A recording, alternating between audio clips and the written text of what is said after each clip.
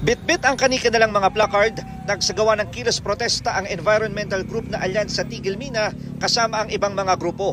Mula sa tanggapan ng Agricultural Training Institute sa Quezon City, sila ay nagmarcha papunta ng Department of Environment and Natural Resources. Ayon sa ATM, dapat nang gumawa ng aksyon laban sa large-scale mining na nakakasira sa kalikasan. Dapat din umanong panagutin ang mga opisyal ng pamahalaan, partikular na ang mga nasa political dynasties na nakikinabang sa mga minahan. Highlight ng kilos protesta ng grupo ang pagsusuot ng costume ng ilan nilang mga kasamahan ng buhaya na nakadamit barong. Ito ay kumakatawan sa greedy mining corporations, abusive political dynasties at corrupt DNR officials.